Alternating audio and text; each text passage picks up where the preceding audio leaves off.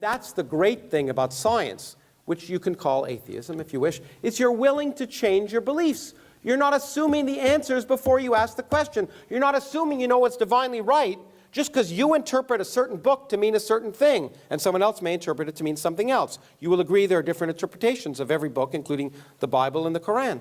And so to presume that you know divine truth before you've asked the universe is not sensible. This question of meaning is an interesting question.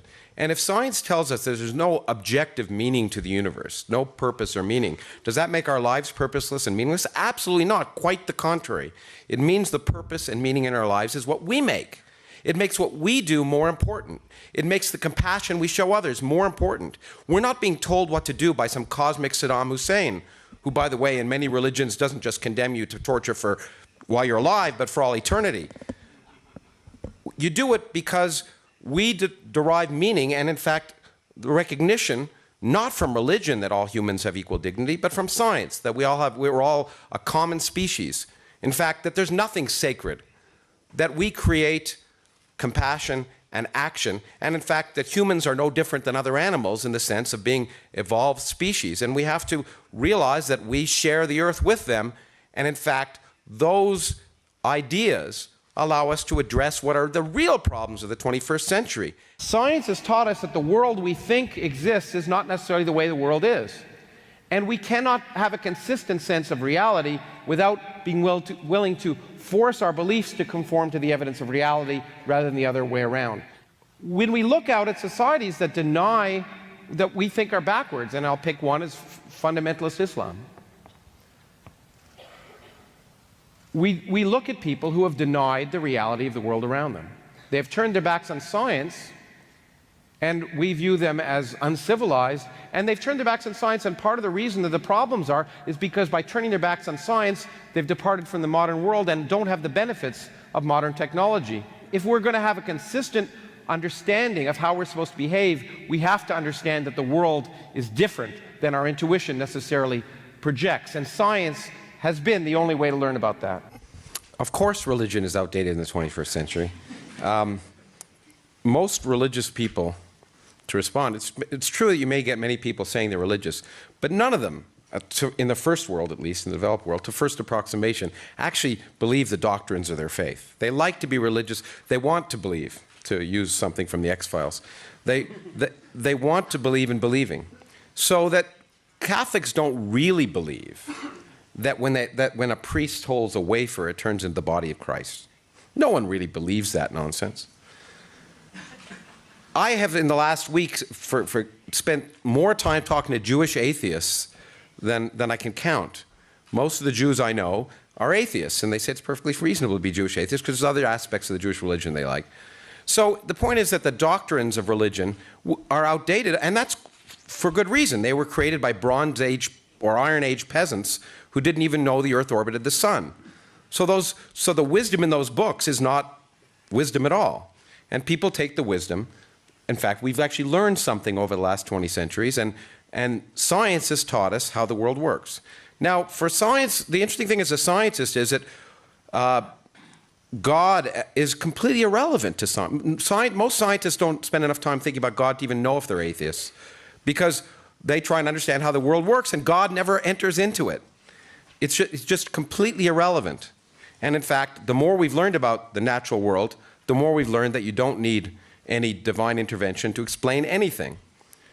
As far as morality is concerned, and the person you want to be, which is really what I think is the heart of what religion, when religion provides many things for people, and we can't deny that. The question is, how can we take the things that people need, community, support, hope, and use the real world to build those quantities? Because religion, if you base your beliefs and your actions on myths that are incorrect, you're inevitably going to take irrational actions. And so what we want to do is what science does, which is force people's beliefs to conform to the evidence of reality rather than the other way around, and not assume the answers to questions before we even ask them, and use the rational world to build a global society, not an exclusionary society, but a global world where people can live together based on the reality that we're all humans sharing this planet, and we need to work together to build a better place. a morality based on rationality and not outmoded religious beliefs. That doesn't mean I respect ideas.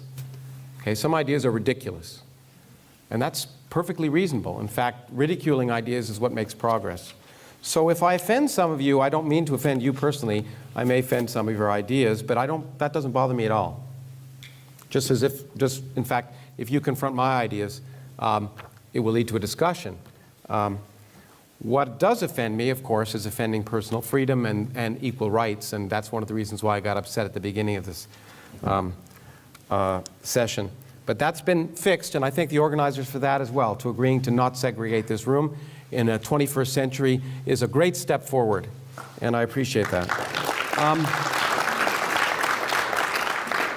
Now, I'm really shocked. First of all I've watched Mr. Sorsis, right? Sorsis. My Greek is pretty good, I think. Be gorgeous. Yeah, gorgeous. Well, you are rather gorgeous. Gorgeous George over here. I watched some of these, and they're always exactly the same. So I thought they'd be different this time.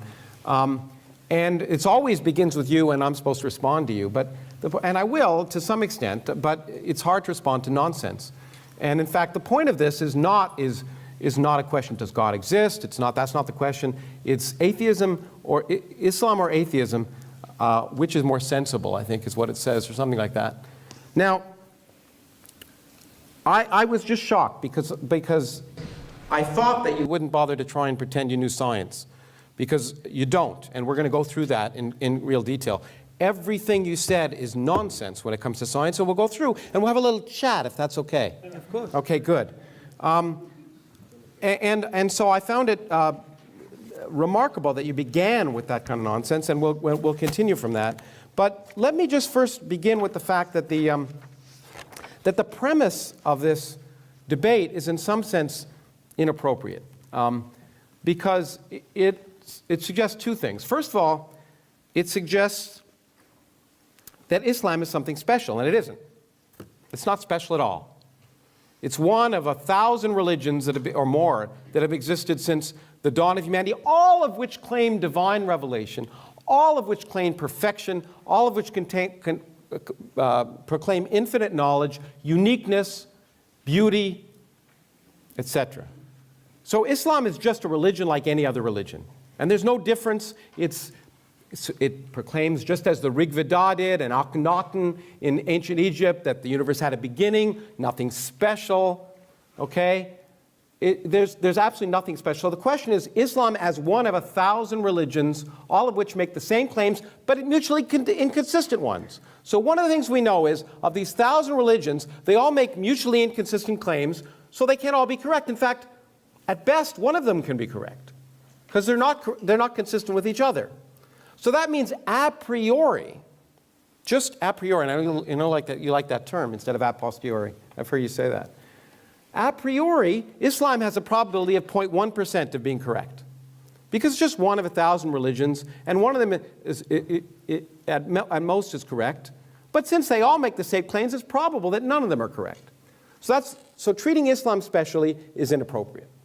Then atheism is somehow, as has been described, speaker, a belief system. It's not a belief system like Islam or Judaism or Christianity or the Norse myths or Zeus or Thor or any of the other myths that have been created throughout human history. All it's saying is, it's not a belief system. It's saying, you know what? We don't choose to believe that stuff because it's not sensible.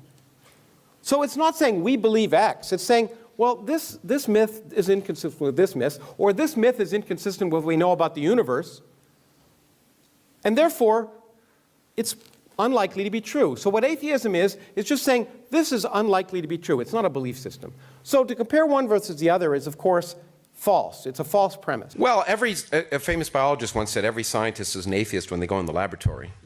They don't think anyone is twiddling the knobs. They accept the fact that the evidence of the experiment will tell them what's going on. They don't think that someone's controlling it. So I don't define myself as an atheist. I should first say that. I define myself as an anti-theist. Namely, it would be presumptuous of me to say there's no purpose to the universe, because I can't prove that. I can't prove there's no God. I can't say definitively there's no God. And if science tells us that there's no objective meaning to the universe, no purpose or meaning, does that make our lives purposeless and meaningless? Absolutely not. Quite the contrary. It means the purpose and meaning in our lives is what we make. It makes what we do more important. It makes the compassion we show others more important. We're not being told what to do by some cosmic Saddam Hussein, who, by the way, in many religions doesn't just condemn you to torture for while you're alive, but for all eternity. You do it because we derive meaning and, in fact, the recognition, not from religion that all humans have equal dignity, but from science, that we're all a common species.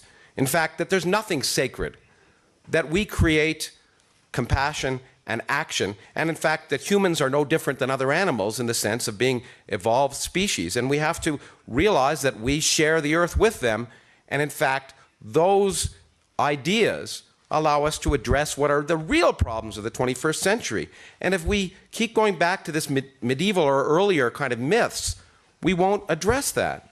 In fact, I sort of take umbrage at this sister's remarks, because I don't think anything she said had anything to do with religion.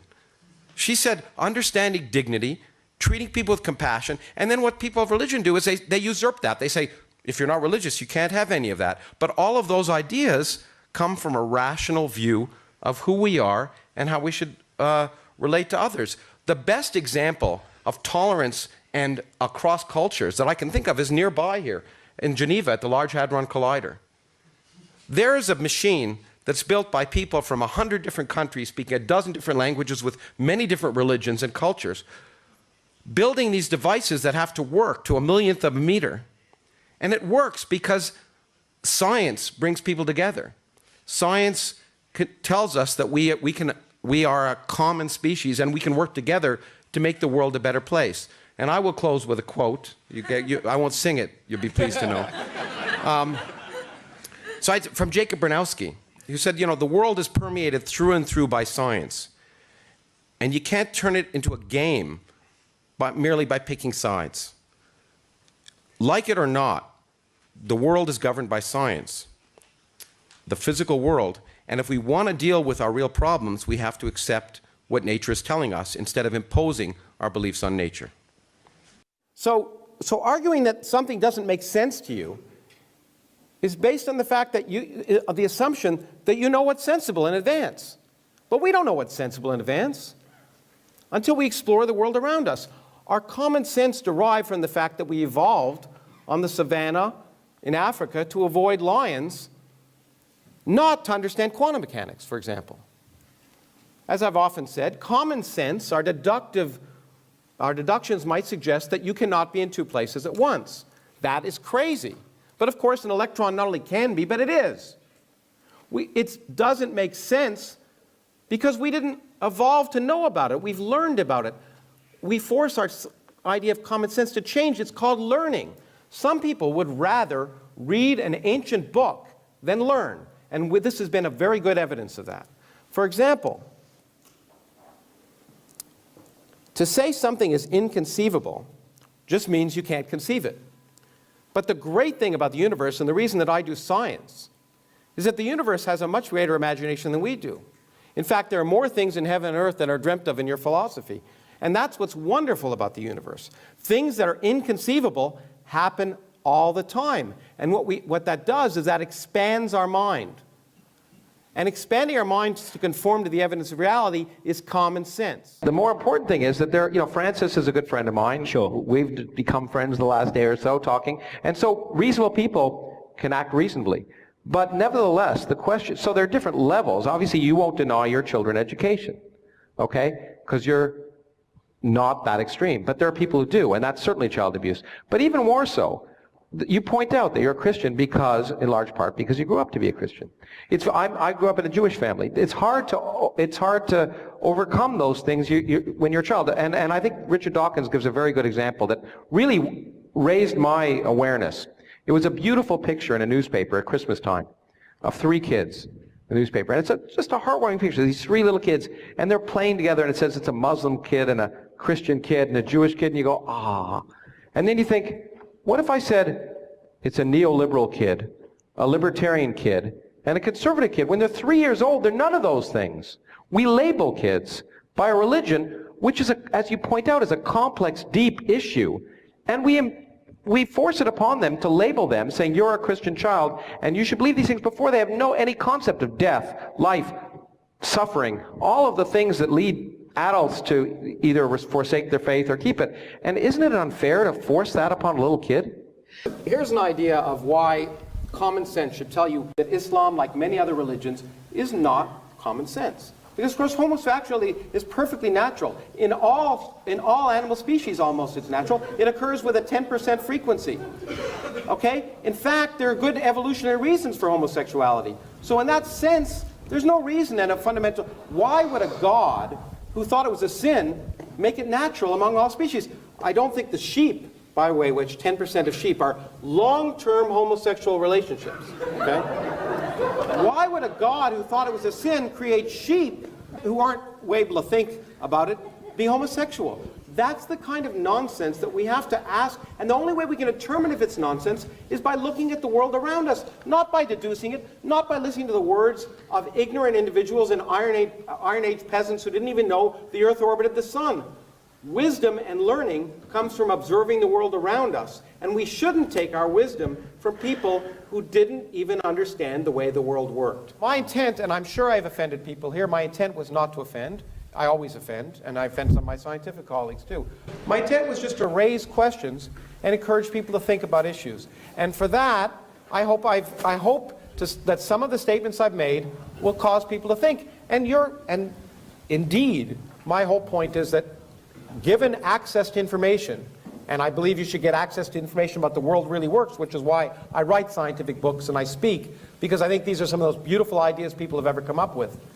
That we shouldn't be afraid of them, we shouldn't fear them, we shouldn't view them as if, in fact, if they offend our beliefs, that's a good thing, because it means our beliefs are wrong.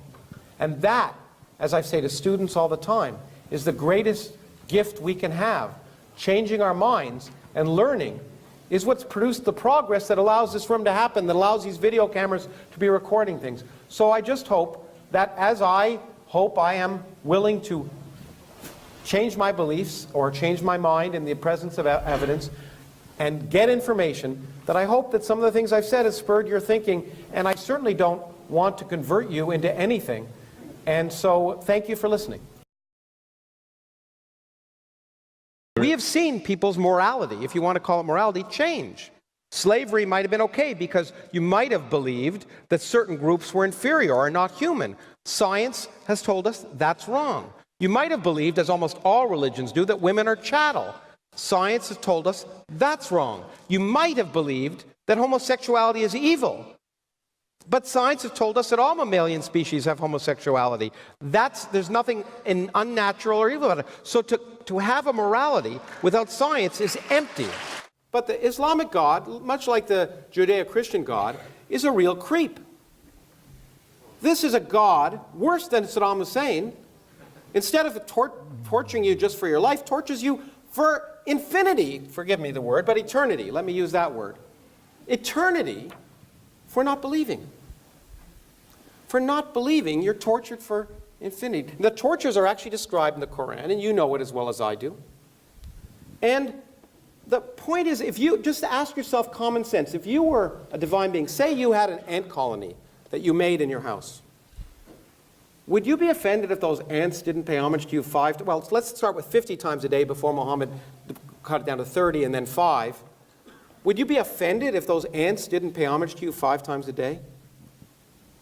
And if they didn't look up to you or didn't recognize your existence, would you destroy them? No, I mean, it just seems so petty. So why should we believe in a hateful, unmerciful, petty, sadomasochistic, homophobic, sexist God? It's just irrational. It's not sensible. You have this guy. Yeah, you do. Temporarily. Yeah, well, 9.5 years, ladies and gentlemen, 9.5 years you put up with him. And he is, as you know, silent scientist, government scientists talking about things like climate change, because he comes from Alberta. And whenever we allow that, whenever we allow that kind of censorship, that kind of open restrictions on questioning and pointing out inconvenient truths, then we have a problem. There's a connection between, in free societies, being afraid to offend people for ridiculous religious ideas and the right of people in other authoritarian societies to kill people because of them. It's a slippery slope. When we accept nonsense with any sort of impunity in our society, we do it a disservice to ourselves and, most importantly, to our children. If science has done anything, it's to liberate humanity from the shackles of superstition and enforced ignorance. It's happening again. It's not militant to celebrate this openly, to combat a conspiracy of silence and acquiescence, to make questioning everything so normal and so accepted that young people will not feel guilty for doing that, that TV hosts will not have news stories when someone does it, will not accept governments, totalitarian, theocratic, or democratic, that endorse, encourage, or enforce, or otherwise legitimize the suppression of free thought. We owe it to our children, not just here, but around the world. We owe it to the media to point out that self-censorship destroys a free press, the basis of a modern democracy. We owe it to all people around the world. And scientists have an obligation to be a part of that. Now, here's an idea of why common sense should tell you that Islam, like many other religions, is not common sense. Because, of course, homosexuality is perfectly natural. In all animal species, almost, it's natural. It occurs with a 10% frequency. Okay? In fact, there are good evolutionary reasons for homosexuality. So in that sense, there's no reason and a fundamental... Why would a God who thought it was a sin make it natural among all species? I don't think the sheep, by the way, which 10% of sheep are long-term homosexual relationships. Okay? Why would a God who thought it was a sin create sheep who don't have a soul, who aren't able to think about it, be homosexual? That's the kind of nonsense that we have to ask, and the only way we can determine if it's nonsense is by looking at the world around us, not by deducing it, not by listening to the words of ignorant individuals and Iron Age peasants who didn't even know the Earth orbited the sun. Wisdom and learning comes from observing the world around us, and we shouldn't take our wisdom from people who didn't even understand the way the world worked. Thank you. If you spank the vacuum hard enough, you'll actually kick out real particles. And those particles are called Higgs particles. So for 50 years we said, we want to build a machine that will spank empty space hard enough, where we take enough energy from and put it in a small enough region that maybe we can excite real particles, and if that Higgs field really exists, then those particles should exist. And as you know, on July 4th, 2012, we discovered the Higgs particles. We discovered we live in this world that's an illusion. That the only reason you and I exist are because of it.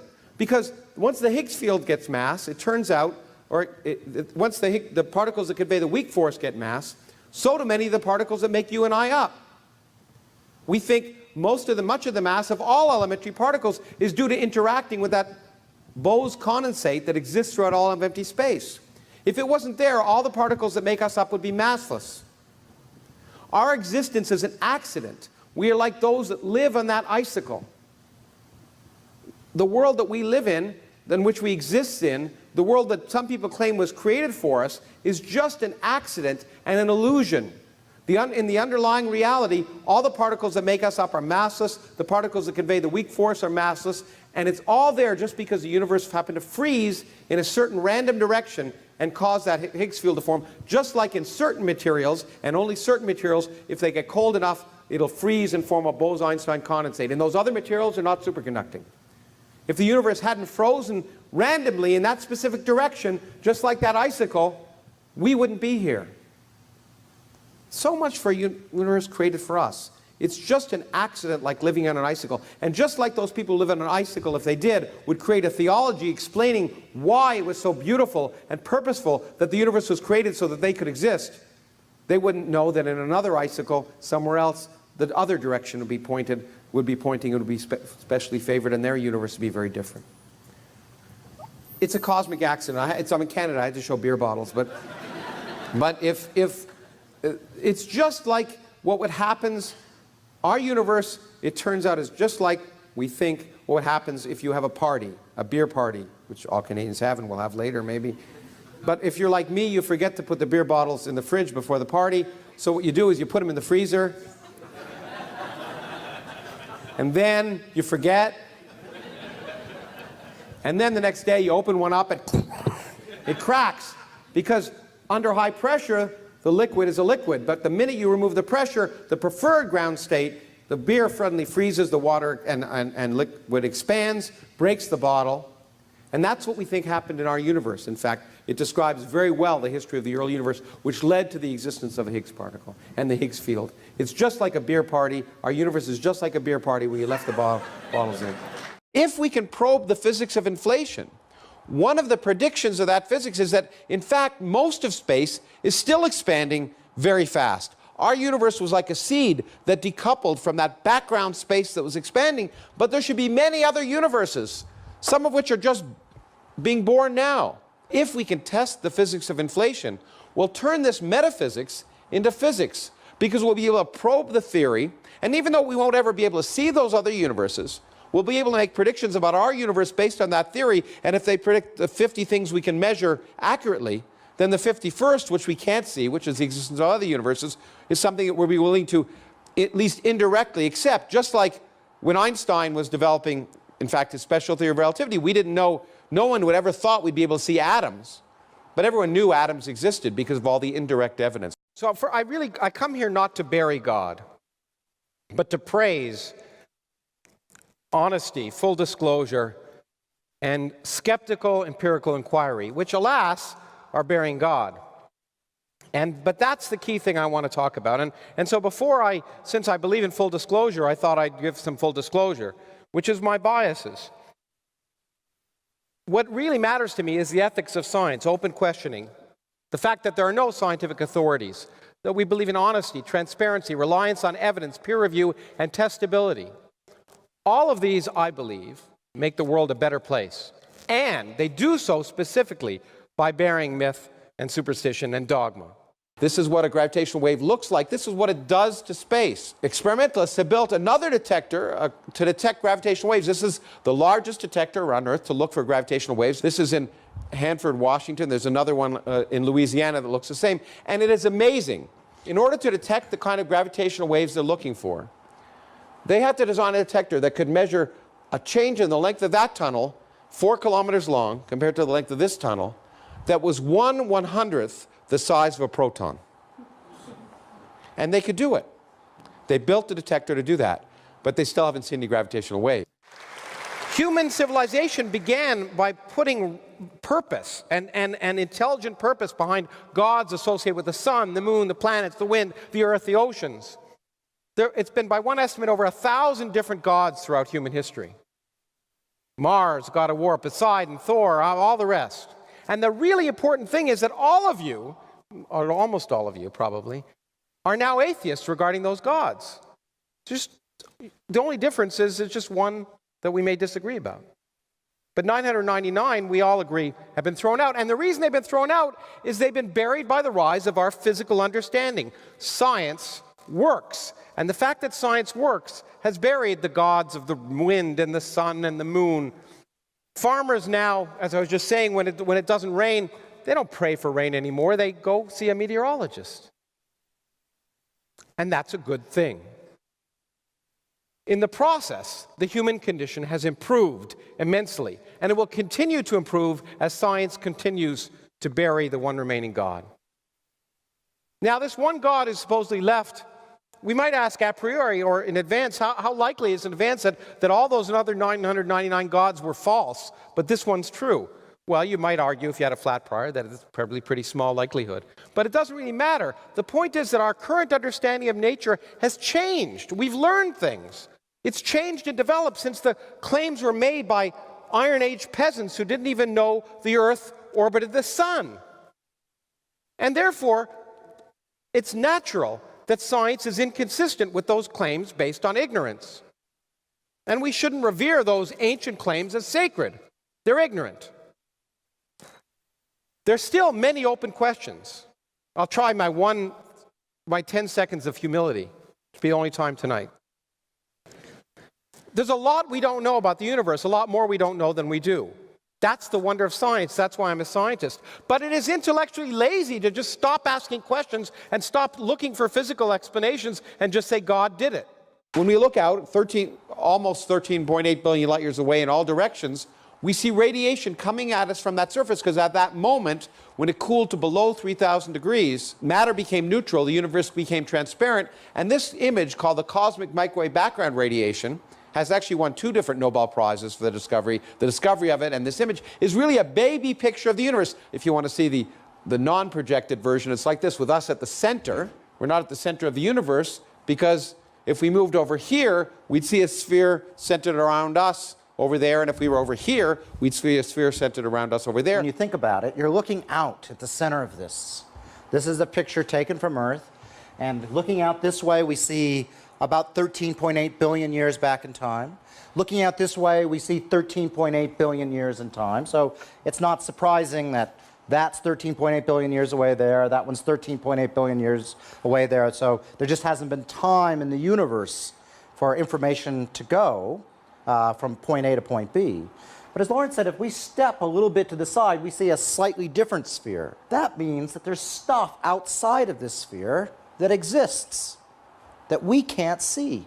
And indeed, with our current understanding, we will never be able to see this, because the universe is accelerating, and the light from material out here will try to get to us, but the universe expands faster than it can make it through the creation of space.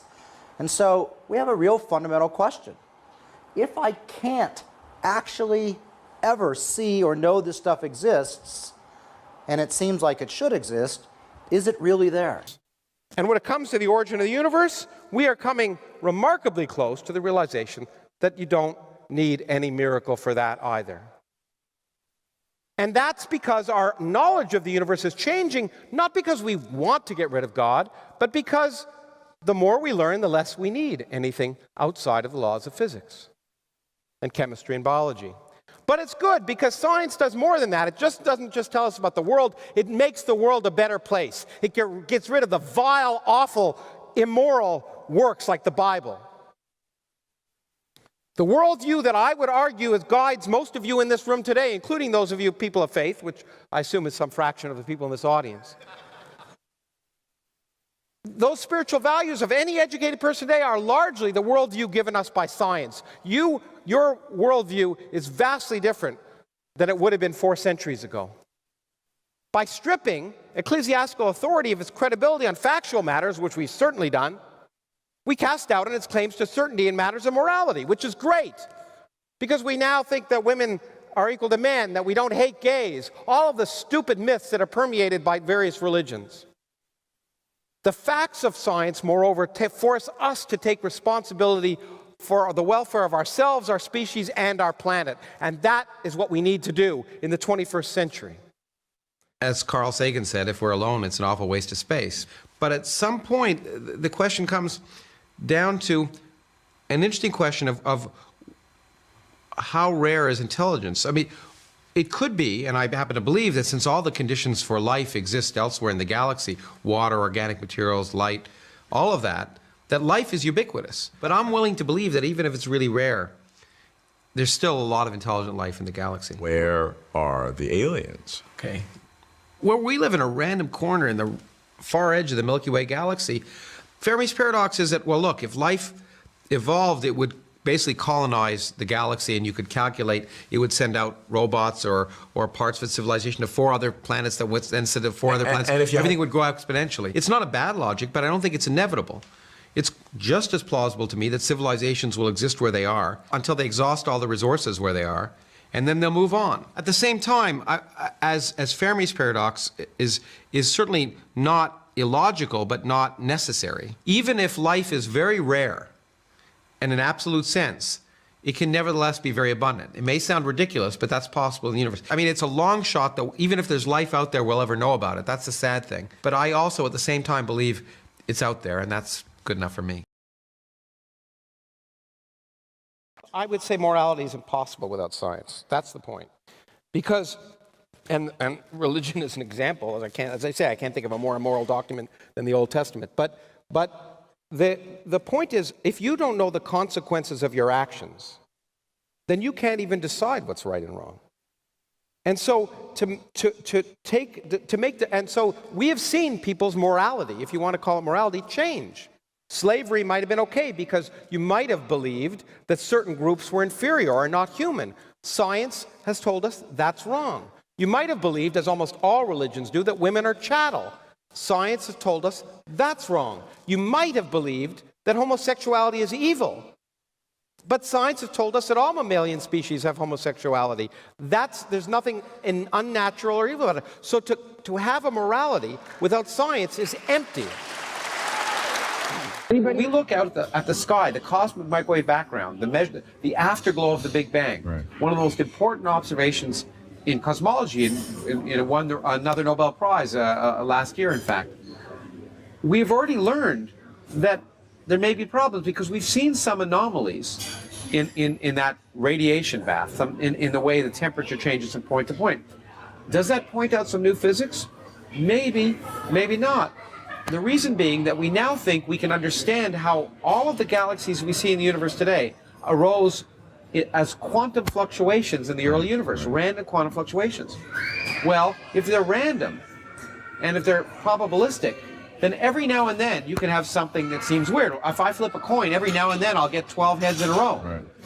Well, if I flip it a lot of times, I won't see that too often. But if I only flip it 12 times and happen to get 12 heads in a row, I don't know if the coin is fixed or if it's just an accident. And when we look at some of the fluctuations now that are a little weird, we don't know, because we only have access to one universe, if it's fundamentally weird physics or just an accident of the universe in which we live, which is really kind of a fascinating problem. And the point is that my science is a human cultural activity. And in fact, if you read my writing, you'll see that I say the worth of science, in my opinion, is not from the technology. Well, we tend to love its technology, which has made the world a happier, healthier place for most people. But it's the fact that, like art and music and literature, it forces us to reassess our place in the cosmos. It opens our eyes to the world. And art and music and literature do that, but so does science.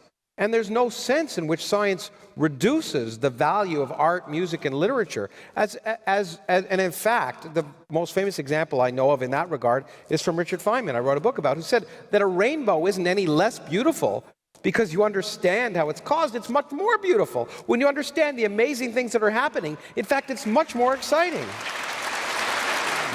The truths of quantum mechanics are so strange that we will never intuit them, no matter how advanced we become as a civilization, because we are classical objects. We can't ever directly experience the phenomena, or at least rarely experience directly the phenomena that the mathematics of quantum mechanics tells us are true.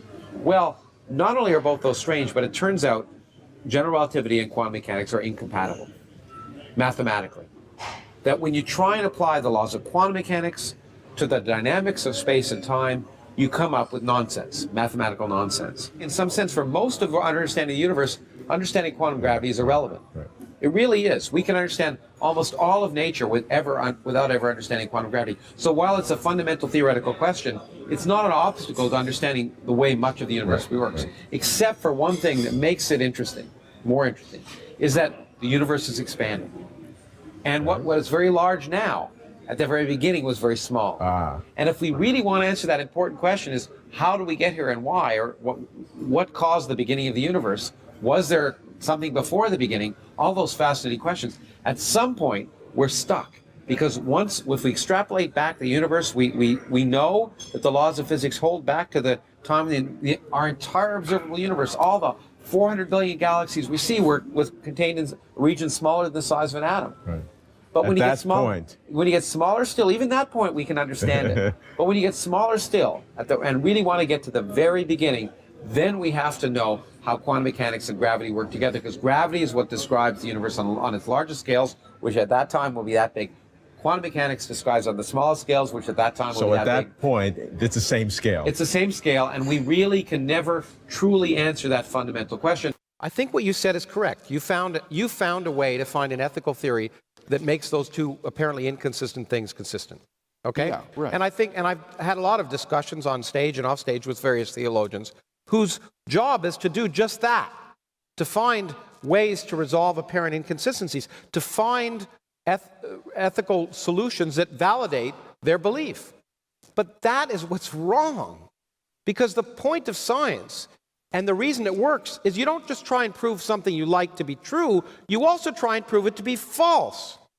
And that's what's really important. You don't just find a way to say the rainbows are caused by this or that. You actually try and see if your ideas are wrong and ask what's more plausible. And based on evidence and inquiry, what's more plausible. So what I find problematic is that the effort to find a rational excuse for something can work, but that doesn't make it right. Yeah, we agree, because I think the worst gratuitously insulting people is to tell people that you're absolutely right because your God is right and they're wrong. So I think you're absolutely right. No, you're not saying it. No, but I think you're absolutely right. The best way we'll come to be moral is by getting rid of all organized religions, which would claim that they have a monopoly on truth, and then we'll have a much better world. Absolutely. Certainly, there are limits to science. As an empiricist, which is what I am, empirically, there are limits to what science can do. In fact, in my own field, cosmology, there are clearly limits because we have one universe to observe, and most of us live in that universe. The Republican Party in my country doesn't, so therefore, because of that, there may be many universes, and therefore there's obviously, in some real physical sense, a limited domain over which we can explore. And that's the key point. It's not just tools. Every academic discipline uses tools, and in some ways they're not that different. But the key part of what makes science and what makes it work is it's based on empirical evidence. Sort of rational thought applied to empirical evidence. And therefore, if you can't measure it, even in principle, I mean, there's lots of things we can't measure that we can talk about as a theoretical physicist. I think about things, a lot of things we can't measure right now. But if you can't ever measure it in principle, then science really has nothing to say about it. I would argue that anything else you tend to say about it is not worth much either. But it's certainly a fact that science generally can't address it if you can't measure it in principle. And that's of fundamental importance, I think, and we forget that. And so I think the difference that I would say is that the limits, I don't know what the ultimate limits to science are. There are limits now, and there are many areas where science has very little to say right now. But can I say that it will never have anything to say about it? Absolutely not. There's a huge difference between what's unknowable and what's not known. And so the only way you can find out if science has anything to say about it is try. Right. And if it has something useful to say, then make predictions which agree with experiments, then you can make progress. But you could try it, and it might not work. And an example, might be sort of sociology, where they tried to use the language of physics to apply to societies, and it was far too premature. They're much too complex. And consciousness, which is, as I was telling Dan, if I did physics because it's easy. If I want to do the hard stuff, I do consciousness. Right. I get letters every day that I never got before, and those letters are from kids around the world, and also from people in small towns who tell me, and I'm just so happy I saw this, or I saw The Unbelievers, or I read your book, because I realized I'm not a bad person for asking these questions. I'm not evil. And that is, to me, something I really hadn't appreciated before, that religion has usurped this notion of morality, so that if you just saying, I don't buy it, automatically is equivalent to the saying, I'm not a good person.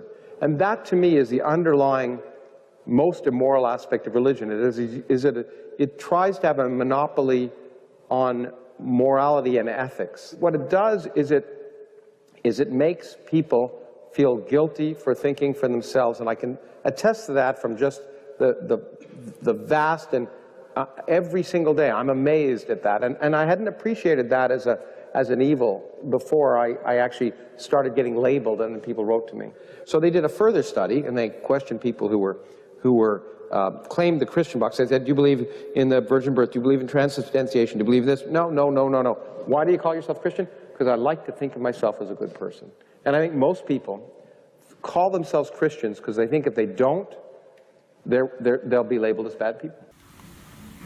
The key thing that I think both Richard and I want to do is excite people about the wonders of reality, about the real universe and how amazing it is. and realize that they don't need this fake universe of myth and superstition. For me, that's what drives me. Is I think, and as an aside, I think people ultimately lose religion. But personally, I'm driven more by getting people excited about the real universe. And you might say, and I've had this discussion with at least one or two of the people who were in the beginning and end of the film, one in particular that I know of, whether, if people find solace in something, is it reasonable or justifiable to argue that what they're finding solace in is not right?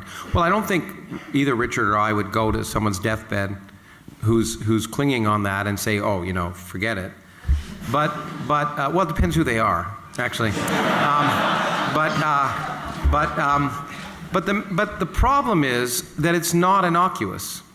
That beliefs, as I think I said in the film, that beliefs in things that aren't true inevitably produce actions which are often harmful. And so if it was just innocuous, I think I'd feel a lot less worried about it. But it's not innocuous, and therefore I think it's really important to try and convince people to base their actions on reality. And on the whole, while that may hurt some people, I think on the whole it leads to a better society. The real philosophical and theological question is that it makes it appear as if you need a divinity that seems to violate the laws of physics is how can you have all this stuff if there wasn't stuff in the first place? And the thing I wanted to celebrate was that you can get all this stuff from no stuff without any supernatural shenanigans, and that to me is amazing. And that's the question I wanted to address. But you did not show how you get there from nothingness in the sense that philosophers have always meant the term, and that's why you started out rightly by saying, I don't care what philosophers always mean the term. I defined what I meant by nothing. Fine. I define my terms. They don't. Didn't mean what they've always meant. I don't define in terms of what they mean. I defined what I wrote a book. Right. Why is there something rather than nothing? There is a sense of the word nothing as defined by you in which you have shown how something can arise for it. It's just not the sense that philosophers have always meant. Fine. Which is fine. Okay, so we agree on that. Yeah, I don't know what philosophers are. I would claim I've yet to meet a philosopher who's defined what they've always meant. Well, they definitely... No, when it comes to nothing, I define at least my terms. No one's ever countered me. You know what they define nothing as? That from which only God can create something. No, that's, philosophers don't. Not theologians. Now, the point, it amazes me when you say that so the central question of philosophy is a question which is unanswerable. Well, I come from a field where we actually try and ask questions we can answer. That's the difference between physics and philosophy. One makes progress, one doesn't. And a good example of working in the other direction, you probably know the study, but there was a study done of prayer, the efficacy of prayer. And the study was interesting because there were people who were prayed for and people who weren't, and there were people who were told they were prayed for.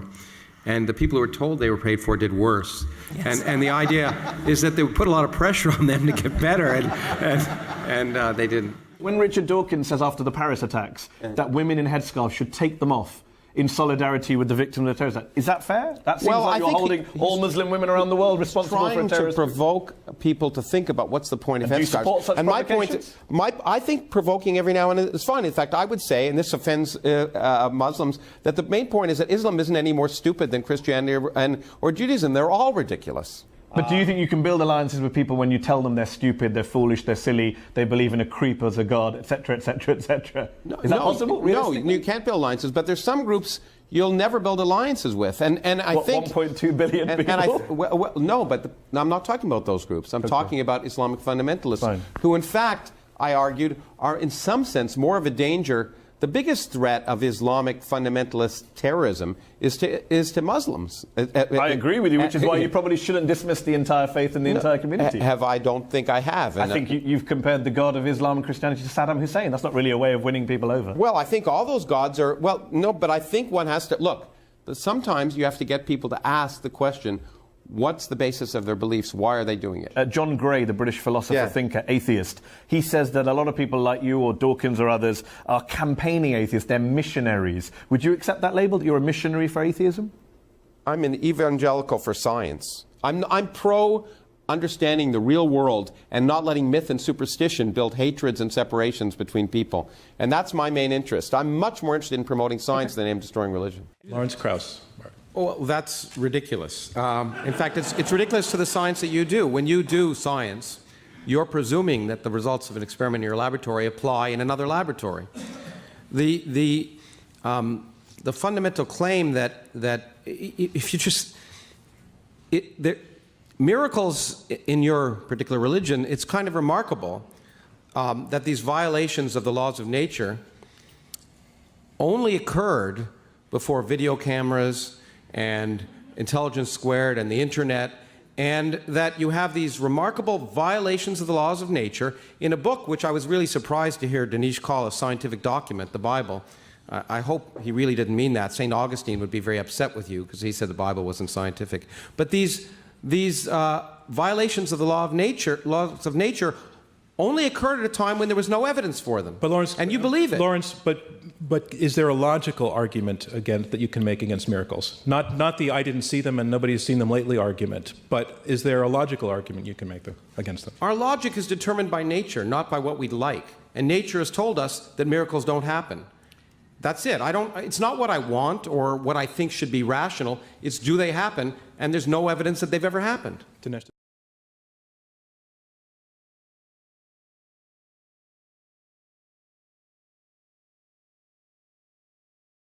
There's beauty in the paintings that Leonardo da Vinci and others and Michelangelo and others did in the context of religion, but that's just their response to the culture of the time. And I don't see why, given what you know now, you can't have that same wisdom without discarding the provincial basis of it, which was based, let's face it, on the imaginings of illiterate peasants, Bronze Age peasants, before we knew the Earth even orbited the sun. Mm-hmm.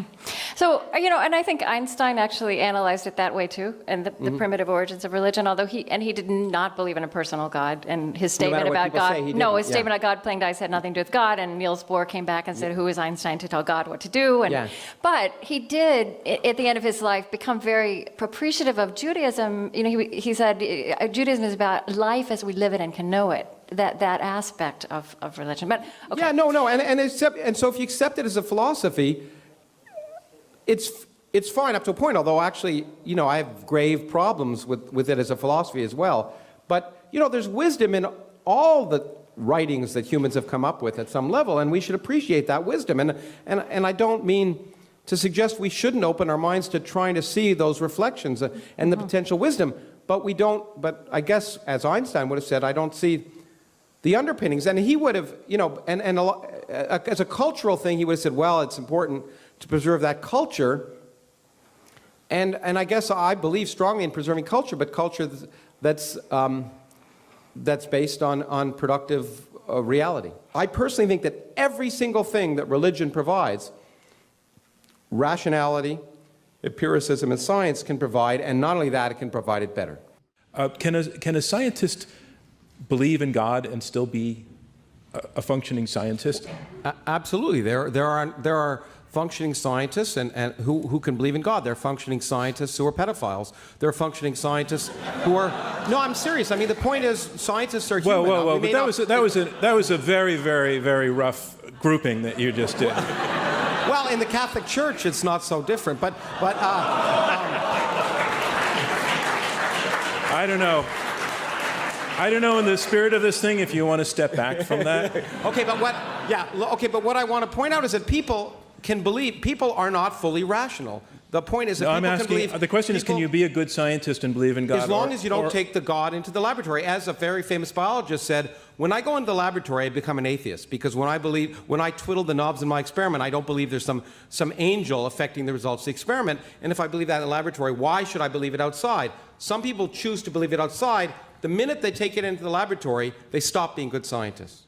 We don't have absolute truths in science, unlike religion. That's the reason that science makes progress, because we can change our minds. And I think that's a really important thing, that we, as I often say, if you're a theoretical physicist, the two most important states to be in are either wrong or confused. Because that means there's a lot left to learn. It's hard to imagine. I mean, given that there are over 100 billion stars in our galaxy, we now have learned that most of those stars have planets around them, so solar systems. 100 billion galaxies. With all those stars and galaxies, and we also know that there's lots of water out there, organic molecules, and sunlight, which is all that was necessary for life to evolve here on Earth. So it's hard to imagine it hasn't evolved somewhere else. I find it amazing that here we are in this random planet, in this random place in the middle of nowhere, and we have, through our minds and the fact that we're graced with consciousness, been able to understand the universe to the earliest moments of the Big Bang. I think it's worth celebrating. These are ideas that are fascinating. Part of the benefit of science, we always talk about technology, and of course science is responsible for everything in this room almost.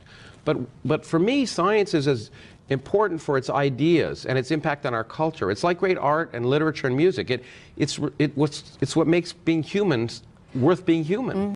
But then when you step up here, you act as if science has demonstrated that the universe did in fact come from nothing, whereas you say it never did. You have not made that demonstration, and you admit it. When I was up there, I said it was plausible. And plausible is remarkable because everything that's you've talked about in terms of religion is implausible. So the point is that just like with evolution, a simple plausible assumption appears to work is remarkable and worth celebrating. And so the reason I say could and might is because I'm honest. And also because I haven't presumed the answer before I ask the question. The question is religion important? Because that's an obvious thing. Religion is obviously important. So are nuclear weapons. The question is religion outmoded, and are nuclear weapons outmoded? And will the world be a better place without them? And the answer, both those, is yes. Okay, religion is very important, nuclear weapons are very important, but neither of them in the modern world serve a productive purpose. And so I think that I accept and don't need to debate the question of whether religion is an important part of the way the world is run. The question is, should it be, should it continue to be, and is it decreasing? And in fact, what also hasn't been pointed out is that in most places, in fact happily, monotonically in the first world, the people identifying themselves as religious is decreasing year by year. The first year in England, by the way, as you know from a recent poll, more than half the population finally acknowledged that they didn't have any religious affiliation. In the United States even, it's been decreasing in spite of the efficiency of competitions. Science refutes God is our motion, and here to summarize his position in support of this motion, Lawrence Krauss. He is a theoretical physicist and director of the Origins Project at Arizona State University. Human beings were clearly programmed by evolution to impute intentionality to the world around them. Meaning and purpose was infused in all everyday events to make sense of a dangerous, difficult, and uncaring world. So we had rituals behind the sun, the moon, the planets, the wind, the earth, the oceans, in all societies. The rise of our physical understanding has slowly caused us to do away with those many gods. We no longer have Mars, the god of war, Poseidon, the Greek god of the sea, Thor, the god of storms. As Michael has said, everyone here, or maybe everyone, is now an atheist with respect to those gods. And there's a reason for that. Science has taught us that instead of capricious beings, there's an order to nature. And that order does not appear to involve a divinity. There's no need for a divinity. Laws of nature, describable by mathematics, make predictions that allow us to not only predict the future, but control it, without the need for any supernatural shenanigans. And in fact, it amazes me that asking the question, is God necessary, is somehow an evil thing. When we stop asking questions, that will be an evil thing. Science has taught us also that we want to believe, in the words of Fox Mulder. And we should be skeptical of those desires. As the physicist Richard Feynman told us, the easiest people to fool are ourselves. As scientists, we have to train ourselves to be skeptical of wanting to believe. And we should try and overcome our natural tendency to assume special significance to events. And human beings are also inevitably programmed to ask why, as we've heard it. But the why question is ill-posed, because it presumes purpose. It presumes the answer to the question before you ask the question. What if there is no purpose? Does there need to be purpose? And science tells us there's no evidence of purpose. So the why question is ill-posed. Our opponents want to keep the clock from ticking by avoiding the evidence of reality. And therefore, science, by telling us there's no need for purpose, has refuted the need for God, and that's why you should support our position. Thank you, Lawrence Krauss. And that concludes our closing statements. Not being a person of faith, I didn't have to start my discussion by whatever Arabic sentence you had to start yours with. I'm free to start it with however I want, which is I find liberating. Now, let me first say I want to thank you very much for the kind graciousness with which you invited me, and I'm very hesitant to say some of the things I'm going to say because I learned to be polite to your hosts. But I think it's polite in some sense to try and point out nonsense when nonsense is there, even if even if it's offensive. So I'm sorry that I'm sure I will offend some people in this audience. I generally offend people in every audience, so you should feel not particularly special. It's a beautiful picture from the Hubble Space Telescope of a distant galaxy, far, far away and long, long ago. And there's a whole galaxy, it's about 1 billion light years away. We're looking at it as it looked 1 billion years ago. So many of those stars no longer exist. And here's an object that's just as bright as the whole center of the galaxy. You'd think it's a star that's near in our galaxy that just got caught in the picture frame. It's not. It's a star on the edge of that galaxy that has exploded. And exploding stars shine with a brightness of 10 billion stars. They're the brightest fireworks in the universe, supernovae. And they're remarkable, and I keep having asides. Maybe I'll get to my point eventually. But this is something that I wrote a whole book about, and someone asked me yesterday why I wrote that book. Because it is the most poetic thing I know about the universe. Richard wrote a great book called, what's it called? Our Ancestors? What's it called? Ancestor's Tale, yes. I wanted to make sure I got that right. And I wrote a book that was a different Ancestor's Tale. It was called Adam. But the amazing thing is that every atom in your body came from a star that exploded. And the atoms in your left hand probably came from a different star than your right hand. It really is the most poetic thing I know about physics. You are all stardust. You couldn't be here if stars hadn't exploded, because the elements, the carbon, nitrogen, oxygen, iron, all the things that matter for evolution weren't created at the beginning of time. They're created in the nuclear furnaces of stars, and the only way they can get into your body is if the stars were kind enough to explode. So forget Jesus. The stars died so that you could be here today. Okay? And anyway, as far as the question of whether you question your own beliefs, of course you do. Because in fact, I imagine you came to your belief in Islam through a series of analyses. I doubt you were born with it, in spite of the fact that we labeled children of Muslims as Muslim, and we labeled children of Christians as Christian. In spite of that, we don't ever call them neoliberals or libertarians or conservatives. Here's a 2-year-old conservative. But we're perfectly happy to say, here's a 2-year-old Catholic child. What an awful thing to do to a child. It's child abuse. Okay, so it's all in. I have been given the results. Remember, the team that changes the most minds is declared the victor, and here it is. Before the debate, 37% agreed with the motion, 34% were against, and 29% were undecided. So those are the first results. Remember, the team that has the highest percentage change is declared the winner. In the second vote, let's go first to the team that was arguing for the motion. Their number went from 37% to 50%. That's a 13% increase. So the team arguing against the motion has to do better than 13%. Let's see how they did.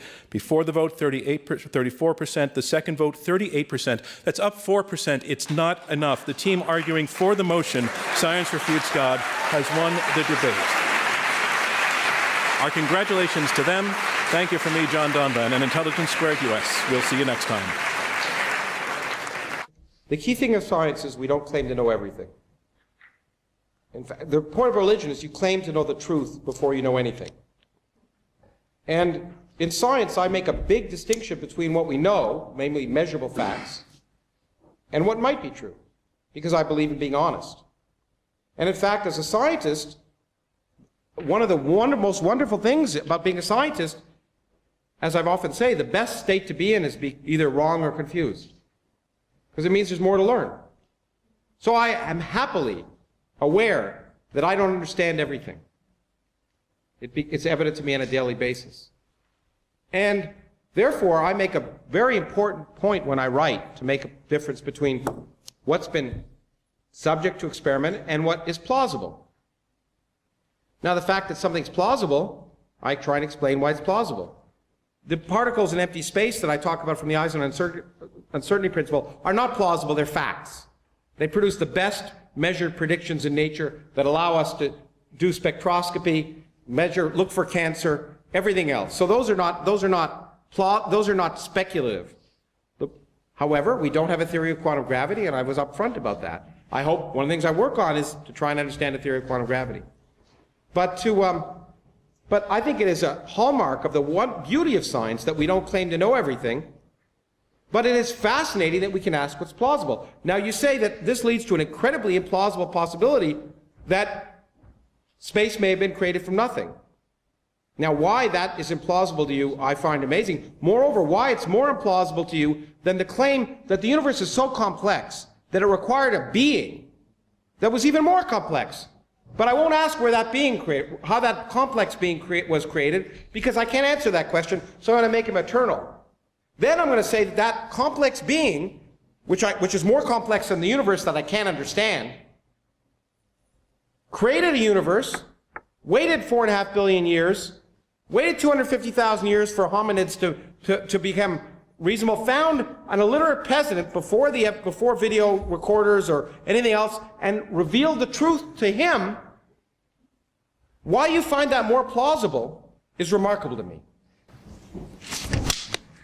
I support the federal government's chaplaincy program. I think it provides a pastoral care to students, I think, in a consistent manner, and I think it's a really worthy program. But aren't they told? I was reading about this, and it seemed that they're not supposed to proselytize. So, as someone was saying, it's like paying $250 million to invite clowns into the schools and tell them not to be funny.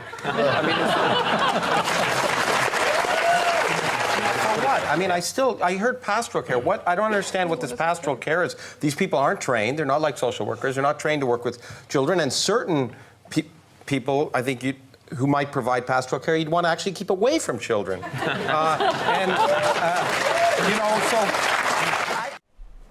The evidence of logic derives from the evidence of reality. Is it logical that I can be in two places at once? No.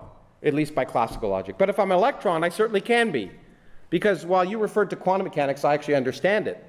And quantum mechanics is based on the fact that particles are in many places at the same time.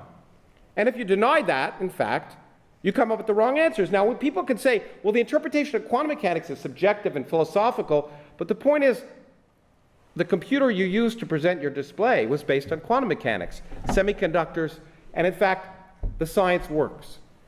That's the key point. The science works regardless of your philosophical interpretation. The Big Bang really happened regardless of whether you interpret it to provide evidence for your belief in God or evidence that there's no need for God, that the laws of physics take you back to t = 0.